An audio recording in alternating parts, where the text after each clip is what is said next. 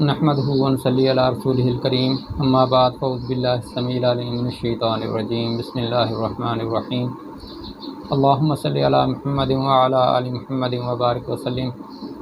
السلام علیکم ورحمۃ اللہ وبرکاتہ۔ ناظرین، میں ہوں حافظ محمد حسن رضا ایڈوکیٹ، اور آپ دیکھ رہے ہیں لیگل ہیلپ ود حافظ محمد حسن رضا۔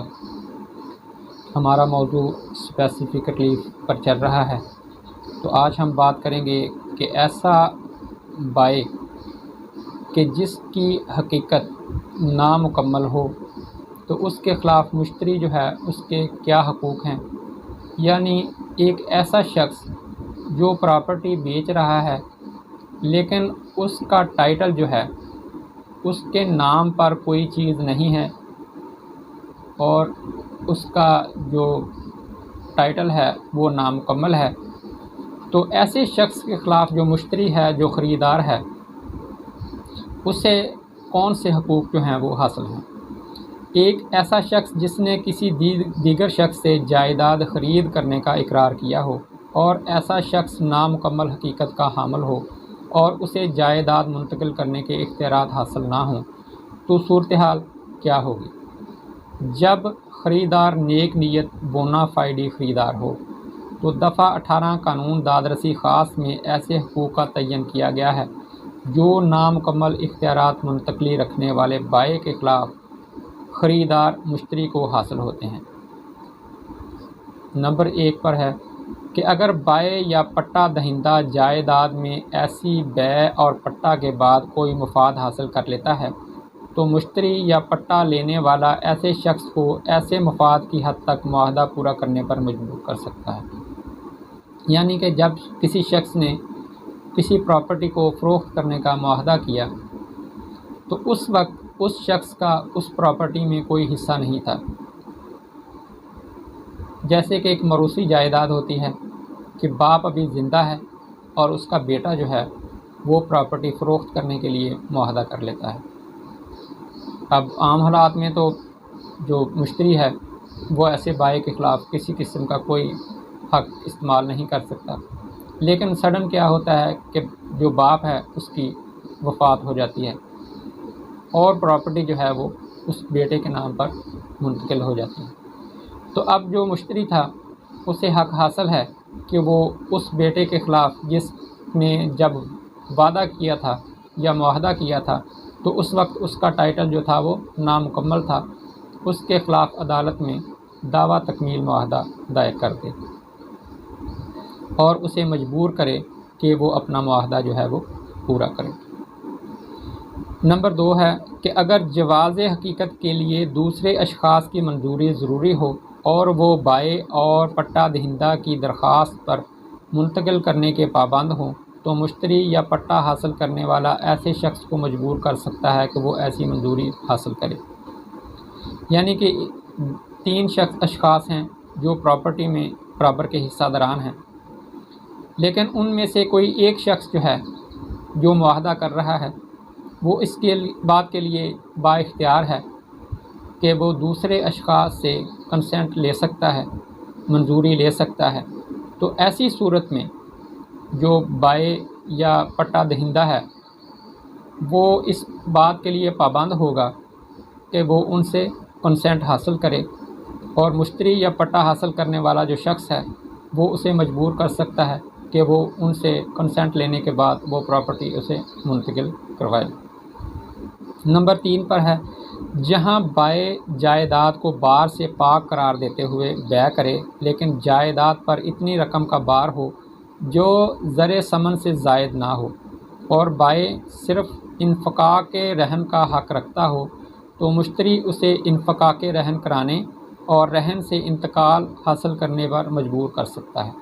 یعنی کہ پراپرٹی جو ہے اسے جب خرید کرنے کا معاہدہ کیا گیا، تو ایسی صورت میں پراپرٹی جو تھی وہ کسی کے پاس رہن تھی، اور رہن کی جو رقم تھی وہ اس زر ثمن سے زائد نہیں تھی کہ جتنے میں اس کا سودا ہوا تھا۔ اب وہ زر ثمن جو ہے وہ مرتہن کو ادا کرنے کے بعد پراپرٹی جو تھی وہ فاق کروائی جا سکتی تھی۔ تو ایسی صورت میں جو مشتری ہے وہ راہن کو اس بات کے لیے مجبور کر سکتا ہے بائے کو مجبور کر سکتا ہے تو وہ اپنی پراپرٹی جو ہے اسے فق کروا کے اس کے نام پر منتقل کرے۔ بائے اور پٹا دہندہ اگر معاہدہ کی تعمیل مختص کا دعویٰ کریں اور ان کا دعویٰ نامکمل حقیقت رکھنے کی وجہ سے خارج ہو جائے تو مشتری کو حق حاصل ہے کہ وہ اپنا بیانہ اگر کوئی ہو مع سود اور خرچہ مقدمہ واپس لے، یا ایسے بیانہ بما سود اور خرچہ کا بار بائے یا پٹا دہندہ جس نے اقرار کیا ہو کہ مفاد جائیداد پر قائم رکھے۔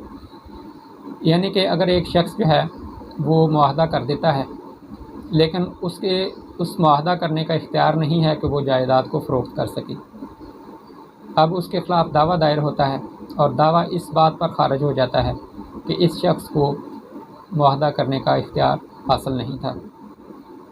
اب جو مشتری ہے اسے دو حق حاصل ہیں۔ پہلا حق تو یہ حاصل ہے کہ وہ اپنا بیانہ جو ہے مع سود اور خرچہ مقدمہ واپس لے لے۔ اس کے علاوہ اسے یہ حق بھی حاصل ہے کہ وہ اس رقم کو ریزرو کر لیتا ہے کہ جب اس شخص کو اس پراپرٹی میں حق حاصل ہوگا تو یہ پراپرٹی جو اسے ملنے والی ہے وہ مشتری کے نام پر منتقل کر دی جائے گی۔ یہاں پر ایک وضاحت کر دیں کہ اس دفعہ کے تحت یعنی کہ 18 قانون داد رسی کے تحت صرف بیع، سیل اور لیز پٹا تک محدود ہے۔ ایک شخص جسے بروقت اقرار حقوق ملکیت حاصل نہ ہوں، جس وقت وہ ایسے اختیارات منتقلی حاصل کرے تو پابند ہوگا کہ معاہدہ پر عمل کرے اور جائیداد کو مشتری کو منتقل کرے۔ جس میں ہم ایک مثال پیش کرتے ہیں کہ الف اپنے بیٹے بے کو اپنی جائیداد ہبہ کرنے کا ارادہ کرتا ہے۔ بے اس جائیداد کا اقرار نامہ بیع جیم سے کرتا ہے حالانکہ اسے حقیقت انتقال حاصل نہ ہے۔ اب اگر جیم بے کے خلاف دعویٰ کرتا ہے تو ناکام رہے گا کیونکہ بے مالک ہی نہ ہے اور نامکمل حقیقت کا مالک ہے۔ البتہ اگر الف 1 سال بعد وہی جائیداد بے کو ہبہ کر دیتا ہے اور پھر جیم بحیثیت مشتری بے کے خلاف دعویٰ تکمیل مختص کا دعویٰ کرے تو جیم ایسی داد رسی حاصل کر سکتا ہے۔ یعنی کہ جب معاہدہ کیا تھا اس وقت اسے اس پراپرٹی میں کسی قسم کی کوئی حقیقت یا کوئی ٹائٹل دستیاب نہیں تھا، لیکن بعد میں اسے وہ میسر آ گیا تو اب وہ پراپرٹی جو ہے اس کے نام پر منتقل کروانے کا پابند ہے اور وہ بذریعہ عدالت کروائی جا سکتی۔ اگر جائیداد مشترکہ ملکیت میں ہے اور ایک شریک مالک اسے رہن رکھنے یا پٹا پر دینے کا اقرار کرتا ہے، حالانکہ اس مقصد کے لیے دیگر شریک مالکان کی رضامندی ضروری ہے، مشتری ایسے شریک مالک کو مجبور کر سکتا ہے کہ وہ دیگر شریک مالکان سے رضامندی حاصل کرے۔ وہ ایسی رضامندی کیسے حاصل کرتا ہے، یہ بائے یا پٹا دہندہ کا معاملہ ہے، مشتری کو اس سے کوئی غرض نہیں ہے۔ یعنی کہ جس شخص نے معاہدہ کیا ہے وہ اس بات کے لیے پابند ہے کہ وہ ان کی کنسنٹ جو ہے وہ حاصل کرے۔ اب یہ مشتری یا پٹا جو حاصل کرنے والا ہے اس کا یہ معاملہ نہیں ہے کہ وہ اس بات کے لیے راستہ بنائے کہ وہ کیسے کنسنٹ حاصل کرتا ہے۔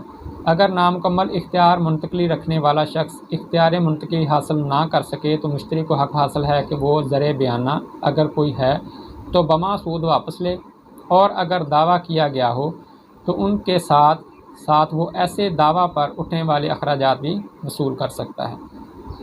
یہ قانون نے اسے حق دیا ہے۔ الف ایک مکان کو فروخت کرنے کا معاہدہ جیم سے کرتا ہے۔ جیم 10,000 روپے زر بیانہ ادا کر دیتا ہے۔